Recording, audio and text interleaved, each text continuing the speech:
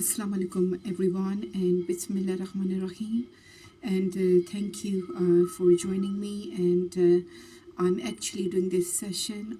It was a much requested session. People asked me to speak about Pakistan and why I'm here, and about the eating disorders and the mental health and the challenges. So I did do a poll on,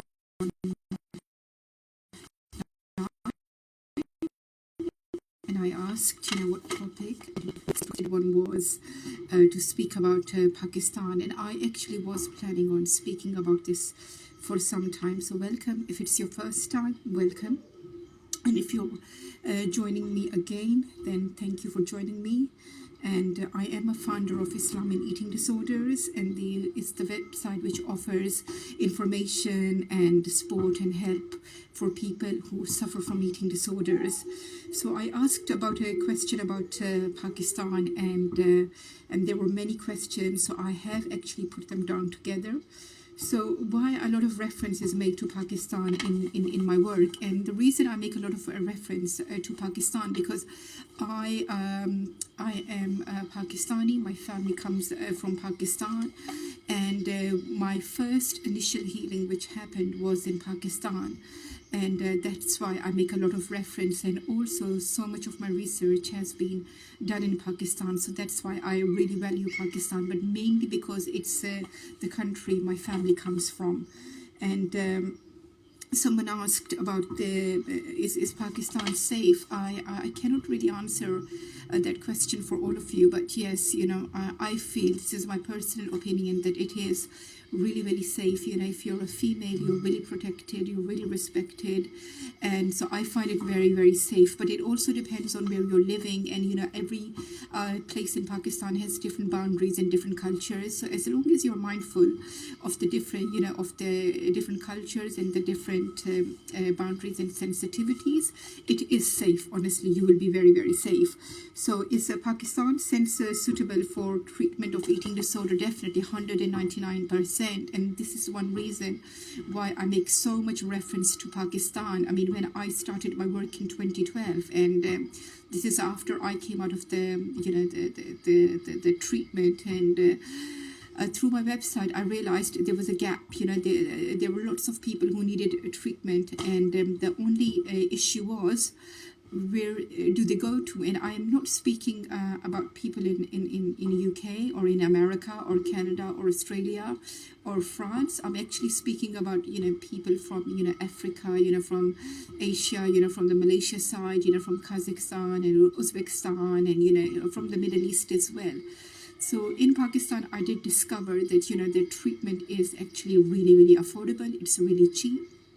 You're not limited when it comes to seeking the treatment. You can pick, you can go for the holistic healing. You can go for, the psychiatric route, which, is kind of recommended if you go by the books.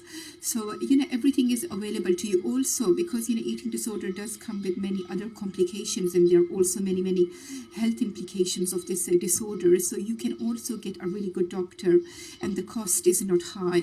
And so yeah, I think it's really, really safe. It's really suitable for eating disorder treatment. I really highly recommend. I think Pakistan and Bangladesh, Malaysia, Indonesia, it really is, and it doesn't discriminate the treatment, and you can all afford it. So what is your experience of being there? Absolutely wonderful. I have been coming to Pakistan non-stop for, except for the COVID when there was a 1-year gap, but I have been coming here nearly every year. And honestly, like every year, I think, it cannot get better, but it gets better and better and better and better. And this year is so far, alhamdulillah, oh my God, despite the problems, despite what is happening in the world, I swear, this is, if it wasn't for Pakistan, I don't think so I would be here. It really is a place of healing. It's a beautiful country with a beautiful culture, beautiful people. People are so giving. They are so good. They will even share half of the bread with you. So my experience is excellent, especially when it comes to the looking for the holistic ways of healing from eating disorder. I am discovering many things discovering, excellence in food, excellence in medicine, the treatment, and, also, I mean, when you are in the West, if you're living in the West, I mean, of course, if you have the money, you can afford things, but I mean, I think when it comes to the mental health, when it comes to the treatment, it shouldn't discriminate based on the money. It should be available to everyone. So here in Pakistan, for example, if you really like, we had an exam period and people were under a lot of stress, so you can go and take a holiday. We have everything here. We have mountains, we have beaches, we have beautiful weathers, we have excellent food, and you can go to the village, you can take time out, you can go to the city, you can go towards the beach. So it's all available, you're not like limited by the money. So my experience, honestly, it's so good, and especially with the people. I think one of the best people I have met in my life are from either Indonesia, Malaysia, Pakistan. Absolutely wonderful people, heart of gold, honestly, and they will do anything by you. So, I mean, how much does it cost? Okay, about the eating disorder treatment, it really, really depends. I mean, if you are going inpatient, then it's in Karachi, Agha Medical Center. So you have to get in contact with them. So I'll give you an example, like in the United States of America. One of my people was going for the treatment, and her family had to pay like up to $1,100 a day. This is what $1,100 a day. So here, let's say if you have to go inpatient, maybe the 6 month is going to cost you about $11,000 to $12,000. I mean, this is if you are really going through the professionals and everyone. And this is the cost of, I think, maybe 6 and 7 months. But that also includes, I mean, your air ticket, your accommodation, your food, your treatment, and everything. So, but if you are going for one session a day, like, you want to have one session with a therapist, so in in American dollar, you're paying about $6 to $7 a max for one session. So it really is, I mean, the cost depends on your illness and how long you have been ill for.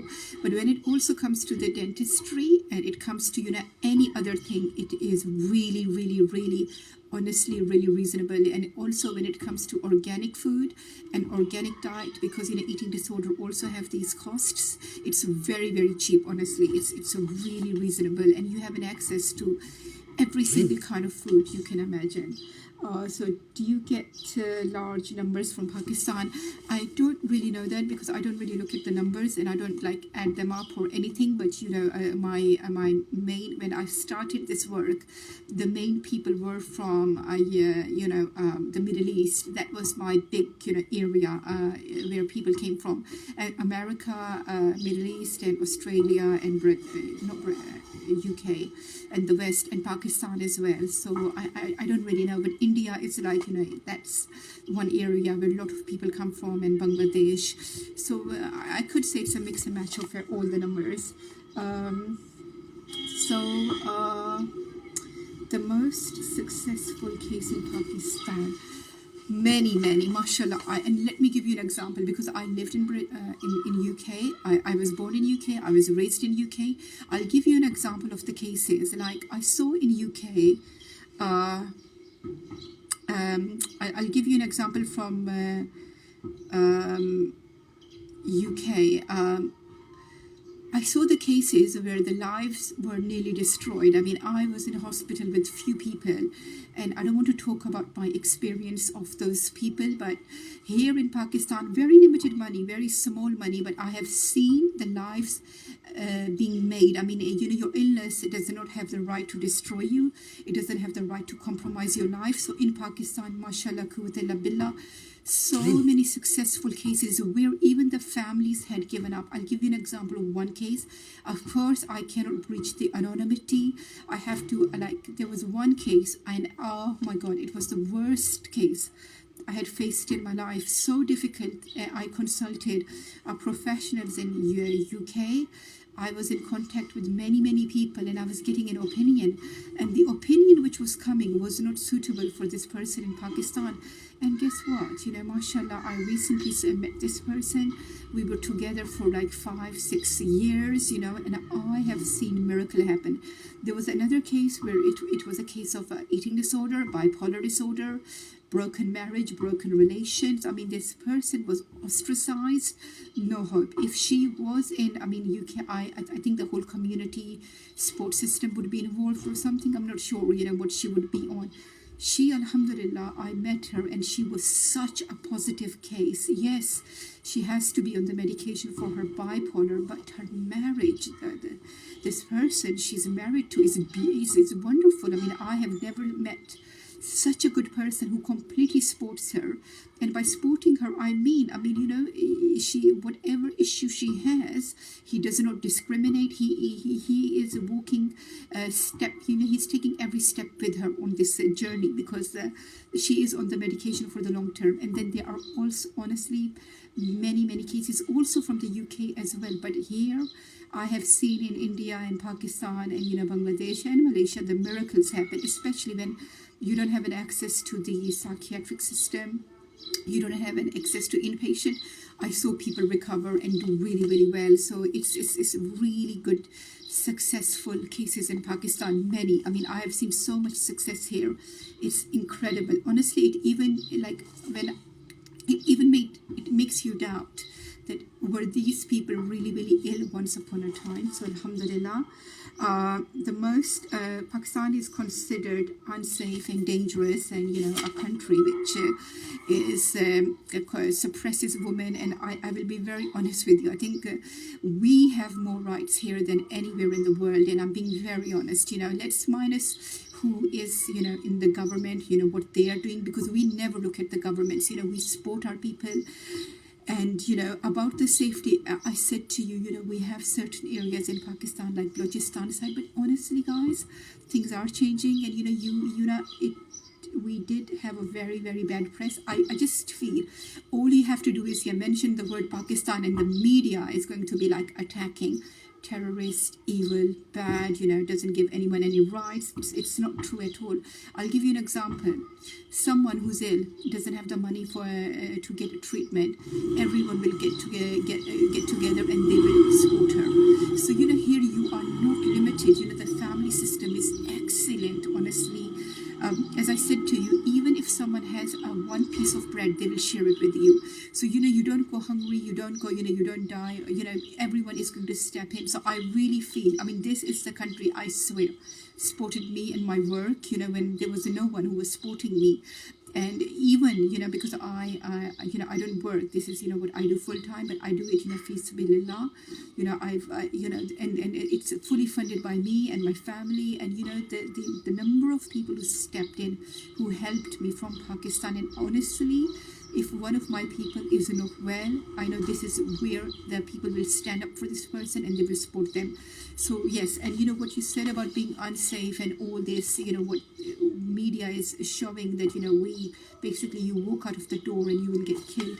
It is not true, so don't look at the media. And we've seen with the Gaza how accurate media is.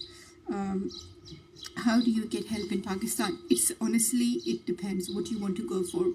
There is a Rainbow Eating Disorder Center. We have so many psychiatrists. We have so many psychologists. We even have hospitals with the psychiatric wings, because they are saying by 2040, the most deaths are going to happen through the mental illnesses.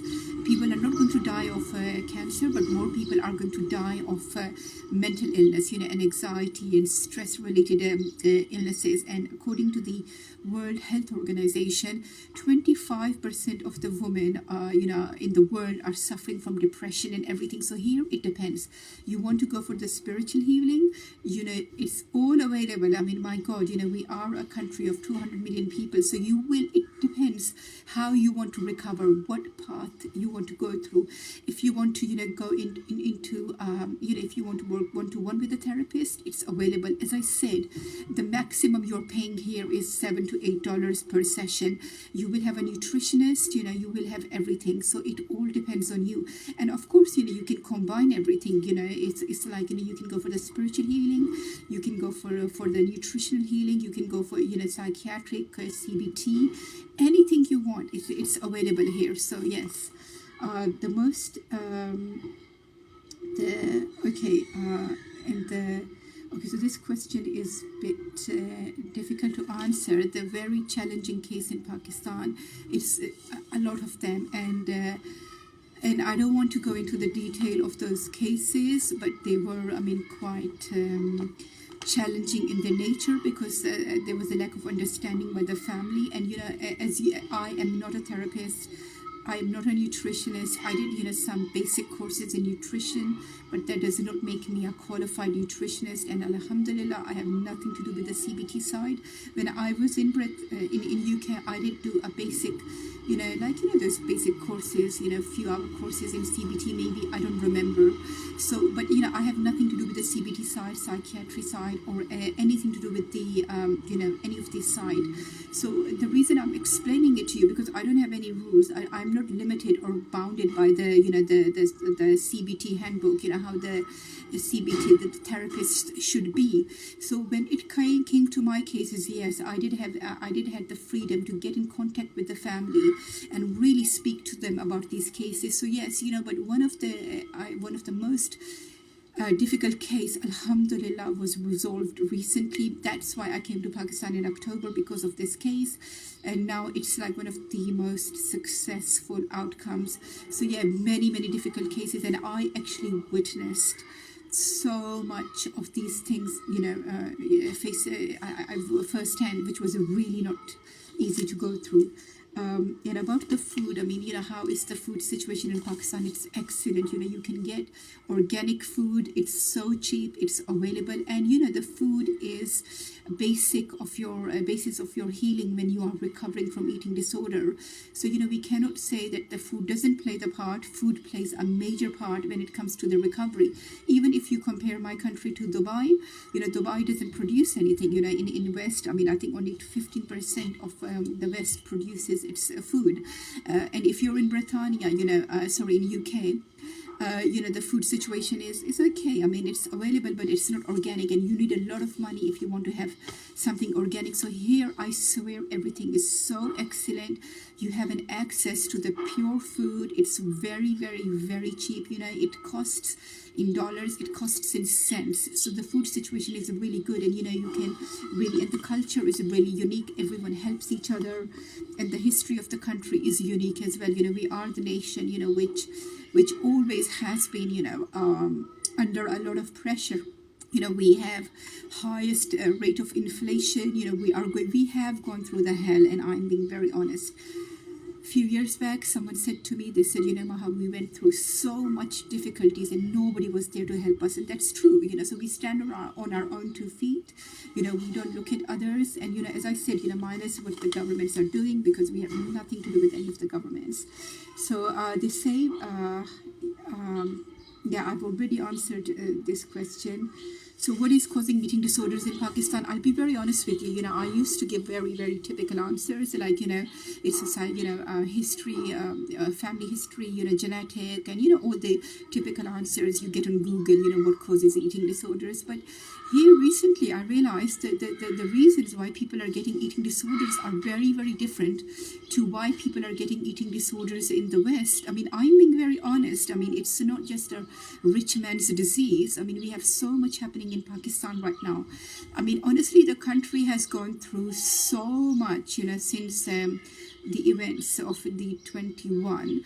We have gone through so much, so much. It's incredible, and we are still surviving. So if you really look at the reasons, the terrorism is one thing, the inflation is one thing, and also, I mean, they are, right now the media, it's also causing and promoting eating disorders. Also, how the girls, there is something about how the girls have to be perfect all the time. It's also, this whole culture which has come from the Bollywood, I mean, that's also, so there are many reasons, but right now I would say there are very serious reasons behind the eating disorders, very, very serious, and it's to do with the economical reasons as well, the cultural reasons, and, also the pressure on, girls and boys, and it also depends, where you are. Honestly, you cannot say the reason why someone in a village, in a rural village, she's suffering from eating disorder is same as someone who's suffering from the ED in the city. They're very, very different case scenarios. I'll give you an example of a very unique case from the village. I mean, the reason that girl had an eating disorder because she really was attacked by someone close in the family, and it all came down to her honor and well-being. And so what she did, she to protest, how she was being attacked, she stopped eating, and it did, with the time she got her strength from not eating. This is how she thought she could fight the people and everything. So this is, one of the reasons, for her eating disorder. But whereas, when you come to the city, in Islamabad, one of the cases I will tell you, it was simply because the girl got really, really inspired by what she was watching and the content she was consuming through the media. So I'll give you an example. I mean, if you are consuming this content, you're watching Netflix 8 hours. So 8 hours of your mind is getting conditioned by the Netflix. So you are basically going to, you are living the Netflix. So, the reasons are completely different. Here, I would say in the city, people do have some body image issues. And where they come from, of course, it's the media. And why is recovery easy in Pakistan? Because, we don't have those kind of, limitations and boundaries. I mean, I'll give you an example, like someone in the West, I mean, recently got, really was in deep. She was really like struggling with her ED. When it came to getting the help, the friend was like, no, but she has to be willing. She has to be ready to get help. But here, if family thinks, something is not right with you, they will make sure you get the help. And honestly, I mean, please, let's just get rid of this term. People don't understand. They don't, I mean, how can they understand? I mean, I still don't understand the basic of this illness. Honestly, I still struggle to understand this illness because it surprises you. So, how can you discriminate the family members? Or, they don't understand. There is not much awareness. And I'm being very honest, there is never going to be enough awareness of this illness because it's such a complicated illness. You put 4 people in one room here. How can you say here that their eating is normal or they are well? I mean, if you ask me, I think maybe the next person has a disordered habits or something. So it's a very difficult illness to understand. But once the family understands, I swear they will do everything to help you. And the reason the recovery is easier in Pakistan, because the way family gets involved, you don't have they don't give you the luxury to go and spend time with your eating disorder. They are very, I mean, they will really make sure that, your meal times are good, they're proper, you're always surrounded by the family members, you're surrounded by the sport. So the eating disorder dies a very horrible and, death because you don't get a choice. You have to normalize your behaviors because who you are surrounded by, who's in your life and everything. So, what is the difference between eating disorder in Pakistan and UK? I'll be very honest. There is not much of a difference because the illness doesn't discriminate. It attacks everyone, and it knows no boundaries. So there is not much a difference. But the only difference is the culture, and maybe here people, if you explain it to them, they're more willing to recover, and the recovery happens faster than in UK because in UK I can only because there is so much freedom. I mean, you're not even 12. They tell you you're free, you're a free soul, you're free. You have all the freedom in the world. But here, I mean, I wouldn't say you don't have a freedom. Of course, you have a freedom, but you're still. I mean, we still have the rules. We have to follow. There are still cultural guidelines and the boundaries. And I think in the UK, it's the freedom which the girls and boys enjoy. Which we don't really. Which really doesn't happen here. So I think that's, one of the difference is that I see that there is more of a progression of the illness in the Britannia, in UK, than in Pakistan, because here, once someone is ill, they have an eating disorder, you can easily deal with it. And even if the illness, progresses, I mean, it will not progress to the level where family is going to be like, oh, there is no hope, leave them alone. That is never going to happen. Trust me, you cannot escape disordered habits here. You are constantly watched. So, do people have more understanding of eating disorders in Pakistan? Absolutely no. And the same in the Britain, same in the West as well. Okay, in every other country, Oh my God, as I said to you, when you are sitting on dining table, you're eating, it's very difficult for families to pick up on the red flags. And, but in Pakistan, yes, there may not be understanding, but, if you are behaving in odd manner and, you have odd behaviors at the dinner table, yes, they will challenge you. And I'm being very honest. Here, just when they give you something to eat, by God, just eat it. Your life is so much easier than refusing the food, because I did learn my lesson a very, very hard way. You are asking for a trouble if you think you can go and behave in a very disordered way. Okay, so. Yeah, so yeah, they don't know. I mean, I'm being very honest. They don't know it, and this is. I don't know how we are going to make people understand, because this concept, I'm being honest, my people are very, very poor. We have so much poverty. So, how can we go and explain to a poor person, that people, this is the food situation. They're working to feed their family one meal a day, and we are telling them. And, when you go more into this illness, it becomes so, it's very difficult to explain. So, you really have to pick and choose, how you speak about this, who you speak to and how you speak about it. So, healing through natural medicine and the Quran, how can it happen in Pakistan? I will give you an example. There is a doctor in Pakistan, in Islamabad, and he's very, very good. His background is in Buddhist and holistic medicine. He is so good. I'm being very, very honest. So, he is someone who will speak to you, and he will use everything natural. There are no psychiatric medication, Zopic, all these drugs they give you, and they give you when you go to them. Absolutely no. So, the natural medicine in Pakistan is excellent. We have excellent homeopathy, and we have so many other things, honestly, this is one side, me and someone else is also looking into. So this person is from America. His name is Anuva, and he has already collaborated with someone from the University of California. I don't know, a university in California, in Calais, and and they're looking into the natural healing. So the natural medicine in Pakistan is so cheap. It's so excellent, and it does wonders for your health. And through the Quran, yes, as you know, that in some hospitals they use Surah Al-Rahman. This is a surah of Quran for the healing. But if you can find an excellent, healing master, honestly, your healing can happen really, really fast and quick, because you're combining everything. So it's an excellent place when it comes to the spiritual healing. I would say this is a country which heals your spirit and your soul and your mind and your body. So you get everything. So the center in Pakistan, yes. So I'll give you an example. The reason I chose Pakistan, my family comes from Pakistan, and B, when I was in West, when I was in UK, I had some cases where people were dying. Literally, I witnessed people like really, really at a stage of their eating disorder where they had to be hospitalized. And guess what? There was nothing available. The UK, the NHS waiting list is really long. USA is a joke when it comes to getting help. I swear their insurance system is so bad that I don't even want to talk about it. When it comes to Australia, of course, they will only treat their people.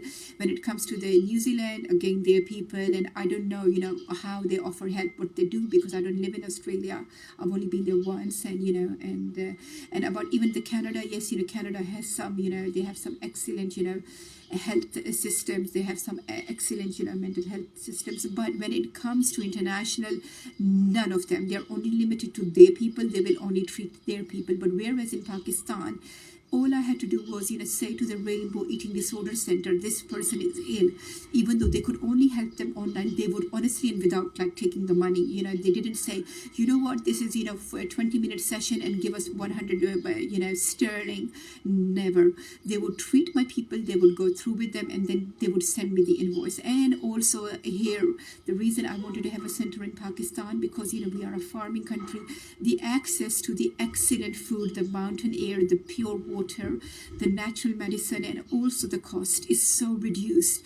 I swear this illness does discriminate, because if you have a lot of money, you can get well. Even that is not guaranteed. So in America, you're paying $60,000 to $70,000. Even in UK, I remember somebody was dying. She really needed help, and I asked them, and they gave me quote of 60,000 British pound, which was like 4 or 5 years ago. So we can't. I'm sorry, but we can't afford this. So this is the reason I wanted to have a center in Pakistan where the treatment is available for free to anyone. Honestly, we are not going to discriminate and say to someone, no, but you have to be the citizen of this country to get help. No, if you are ill, you're ill. You're welcome. Ahlan wa sahlan, welcome. Please come. We will treat you. This is why I wanted to have a center. Also, I wanted to have a center in a very natural setting, because as I said to you, there are so many reasons behind this illness, and sometimes our people do need safe space. Where do they go to? Honestly, so I wanted to have a center where we can do the research into the natural medicine, into the Quranic healing, into the spiritual healing, into the food, which is excellent for healing, and everything people can afford. Not that the mother is breaking down because she doesn't have 70,000 British sterling to send her daughter to some ridiculous center so she can heal. They can. This is why I want to have a center in Pakistan, honestly. So anybody in the world, honestly, you don't have to be a Muslim or no Muslim, as Allah has mentioned, Ya ayyuhan nas, 25 times in Quran, which mentioned Allah calls the humanity 25 times, and 89 times Allah speaks about Ya ayyuhallazina amanu, which is the people who have faith. So honestly, it's not that's why I want to have a center in Pakistan. And there is also, and as I said to you, the main reason is I witnessed horrific things. I started this work in 2012. I honestly saw people begging for help, nearly dying. I mean, their kidneys were failing. They were on their bed. They couldn't even get up. And guess what? There was nothing available, honestly. And it really broke my heart. It really did. And I said, why is this world only, for the rich people? Why is it always dominated by this certain, section of the certain section? Why it's why someone from Ghana, why people think they're not human beings? Why the humanity is only limited to the certain economically well developed countries? So that's why I wanted to have a center in Pakistan which can help everyone. And if somebody feels that they want to contribute towards the center and the running costs, they can, but they don't have to. So and so yes, so from the Bangladesh, there is someone, his name is Anuva. He's from Washington, south or north, whatever coast that is, from the United States of America. And we are working together. We want to have a center in Bangladesh and in Pakistan, again, which offers help, which is a safe space for people to come and heal and get well. So then the another question is, the dentistry. Oh my God. And I'll give you an example of the dentistry. During the COVID in UK, no dentist was taking on anyone, So even there were people who had so many bad mouth infections, they would tell them, they said, we were given this number 911 or something, and they would be like, rinse your mouth with the salt water. Thank you so much. We didn't know that. Even though you would tell them, your face is swollen, they would be like, oh, but nothing is available. Dentistry is very expensive in America, in Australia, in Canada, all these Western countries, unless you go to the Eastern European countries. So I'll give you an example, in UK, 1,300 someone had to pay, for the same treatment. I paid here, which was like 15 British sterling, which was about $20, So it's a big difference. And, if you can find a really good dentist, honestly, because eating disorder does come with dentistry issues as well. If you have an anorexia, within it takes like 3 to 4 months for all the bad things to catch up. If you have bulimia, then you're gone. Your oral health is destroyed. Even if you have BED, your oral health is gone. So it's really very good. And, someone asked about the implants. I cannot give you the final, because I know that the people do need implants, when they're suffering from eating disorder. I don't know how much the implants are. I just went for like a surgery, and it costed me to get the bone grafting surgery done about I don't know, about 200, maybe 50 British sterling. So then the next question is, about the women in Pakistan, and they're always covered, and is this what causes eating disorders? And I'm really sorry, but what kind of a question is this? That the women, because they're covered, they're getting eating disorders. So why are the women in the West getting eating disorders? I mean, they're not covered, and no, I'm not speaking about the Muslim women. Why are the non-Muslim women getting eating disorders? They are they don't wear the hijab, they're not covered. So please answer me, why are they getting these eating disorders? So yes, so the next the question is that is the treatment available for the men as well? Yes, it is. Honestly, there is understanding.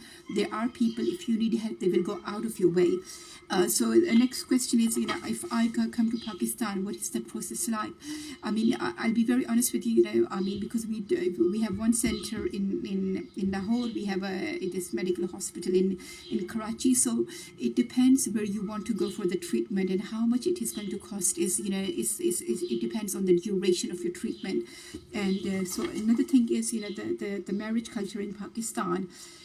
The forced marriages, are they causing eating disorders? I mean, please first tell me, who is telling you that we have forced marriages in my country? Okay, so and where is your research coming from? Who told you that the forced marriages are causing eating disorders? Not the whole world is where you just go out and you can have I mean, it's not like the whole world is not Britain, okay? The whole world is not America or Hollywood or Bollywood, okay? So people even in India who are not Muslims, they have arranged marriages, and so they are called arranged. And by arranged, I mean the families of the two sides meet. And do they cause eating disorders? I mean, they are eating disorders. As I said, it doesn't discriminate. They happen to the married women as well. So in the West, women who are married, they have eating disorders. I mean, have they got eating disorders because they are forced into the marriage? So please think again, and before you ask these questions, because I don't have the answer, because I don't have the cases where somebody was forced into the marriage and she got the eating disorder. Okay, so the second thing is about the the media industry in Pakistan. Is it causing the eating disorders? I'm being very honest with you. The media industry, I mean, I don't really follow the media in Pakistan because it's quite inspired and influenced by the Hollywood, the masters, and the Bollywood, and so I mean, if you just look at the Hollywood industry, is it causing eating disorders? If your answer is yes, then all the media, then the Pakistani media is. But we still have things which are quite balanced here. And so I mean, about the Pakistani media, yes, I did speak about certain people who were promoting the bad dieting culture. Okay, so this, I mean, I'm going to wrap this up. So the another question was about the whitening treatment in Pakistan, that, why does everybody want to have a fair skin, and why there are pills which are promote that you can have a fair skin, white skin. I honestly don't have the answer. I mean, this comes from the India, it's not something, which we created or we promoted. And it also comes, from the Hollywood side, because if you look at the Hollywood movies and you look at the Bollywood, this is, what they do, this is what they promote, that you have to have I mean, I even in the current, the Bollywood industry and the Hollywood, it's still. So about these pills and, these, I honestly, I don't have the answer why they are available, because they should be banned. There is a verse in Holy Quran in Surah Al-Imran where Allah says, this is I am the fashionista, Musawwir. I create you in your mother's womb the way I want to. So if you love Allah, you will accept how He has created you. It doesn't matter what skin tone you have. You will accept, because it's it's with Him. It's not with you. It's not with you. And then someone asked me, there was someone who's a plastic surgeon, and he speaks that he is not interfering with the work of Allah. He's just perfecting it. Okay, yeah, brother. You're perfecting the work of Allah. Allah is perfection. You're not perfect. you're interfering with his work. So you're telling me, okay, if there is a medical reason behind the plastic surgery, yes, but if you're just, doing something unnecessary because someone has such a low confidence, they don't believe they look good, then I'm sorry, but think again, okay? I mean, I really, I know who you're talking about. I think his name is Fahad something. I mean, I don't know his name. Somebody sent me a link to his interview where he was really proudly talking about how he makes someone into, I mean, honestly, if there is, as I said, if there's a medical reason behind those surgeries, then yes, but just to put a dimple in someone's mouth, just to give them a high nose or a low nose or high eyebrows and everything, I don't know.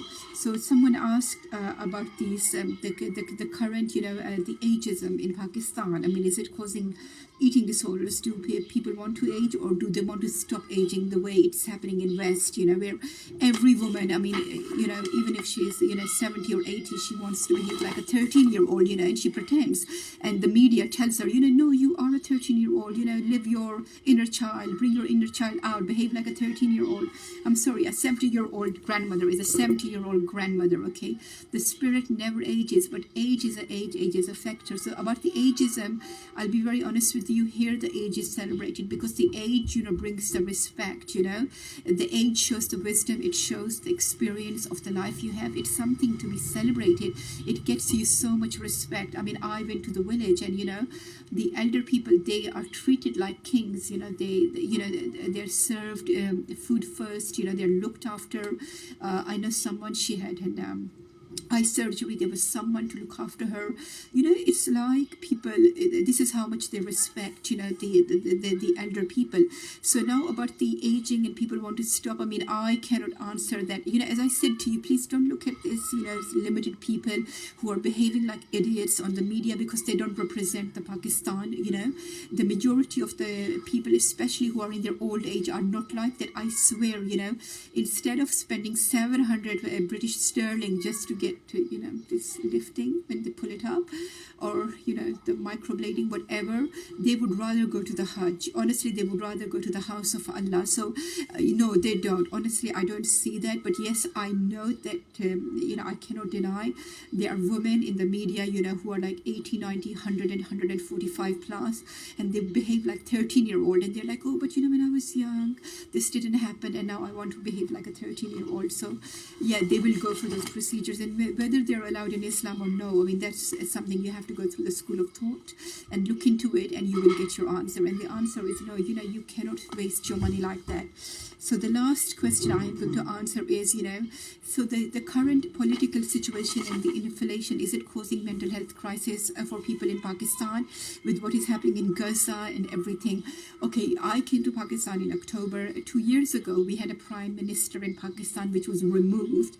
We got instructions, from the outsiders who told us we had to get rid of, this person in the seat of power because they don't like him, So obviously, it happened, and, so he's in jail right now. It did. I mean, oh my God, I cannot tell you the level of depression people went through because, we are like, we have the largest population of young people, and they're really struggling. We have a brain drain in the last 3 years. So many of our young people left the country, and yes, they are going through the depression. As I said, the reason for between the mental health problems in the West and in Pakistan are completely different. Honestly, they're different because we have serious problems. We have a problem of everything. So yes, it is a very difficult political situation. I don't have the stats, I swear. I don't have the statistics, but I was there. I saw what people went through, and they broke down. They really broke down. We recently had the elections, and where the results were the same results you will get in India right now, yeah? So everything is, pre-decided who's going to be the next, person in power. It really, people still came out. What I will say about the people and the young people in Pakistan it's alhamdulillah, their strength, their brains, their intelligence, and how they stand in the face of adversity, how they keep going. Yes, we had a brain drain, but it's also, here people are very, very strong. I mean, you would hardly find people locked up, not leaving their rooms, and on this medication 24/7. They're thinking, oh my god, if I get up this will happen. Here things are very practical because we are a poor country. You don't have the luxury when you're feeling down that you don't go to the work. So another question was, about the Gaza. Are people in Pakistan standing up for Gaza? 100%. There is not a single person in my country, who doesn't support Gaza, who doesn't stand up for Gaza. Yes, we are limited, and there is a reason why my country, and why Misr, Egypt, why Jordan, why certain Muslim countries are limited, why certain things are not allowed. Please look into that. This is not a political session. This is not a ranting session where I will go on and rant about, why things are restricted, but they are not restricted because, we have a soul and our spirit is free. People are doing things, they are going out. You recently saw a case in my country, a 24-year-old, student. He died for Gaza.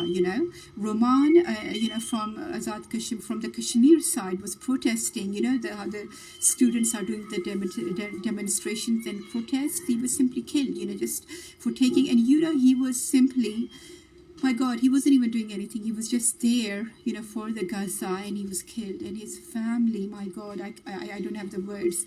So yes, so please don't think, we are not standing up for the Gaza, and please, don't, think, we don't stand up. We always have stood up. This is one country, whether it's to do with the Rohingya, whether, Bosnia, what happened in Bosnia, we were there. Our people were there for Chechnya, they love their Ummah. People are poor, but they are very, very, they love their religion. They want to do the right thing. And as I said to you, if you are ill and you are struggling, they will go out of their way to help you and to pray for you. So, I hope this answers all the questions. And about the center in Pakistan, please keep praying. We really want to have this center. I honestly, so it can offer help to everyone in the world. Anybody who wants to come to our country, wants to get help, and we want to do the recovery to the natural, and give them the skills which are for the lifetime. Not that you have 10 sessions and oops, you have to go and have another 10 sessions again, and then you're on the lifetime medication, because what, I don't think so. Humanity was created to be put on this kind of medication. Of course, these are the circumstances of what is happening in the world, why we are becoming more depressed and everything. So the last question somebody asked was, again, to do with the pressure to be a perfect bride. Does it cause the eating disorders? I think it really does, because if someone is going on a diet, and this is actually, this comes from the India, by the way, and it comes from the Hollywood, and the Bollywood, that this is how the bride should be. And, the girls are getting under the pressure. They do go on these fad diets, and then, they do achieve the target of how they want to look, but then it does have consequences later. And does it result into eating disorders? Yeah, I've seen a few cases, where it does. And then the last question was about the dieting industry in Pakistan and how active that is. I cannot answer that for you, but I did get in contact with someone, and I said, you're promoting your program, it's healthy and everything. I said, what about do you have any, safeguarding, when it comes to the people with eating disorders? So, this is it. And, I hope it answers all the questions. And I had to do this session really, really quickly. Also, what is coming up, I have someone who's going to be joining us. Her name is Rana.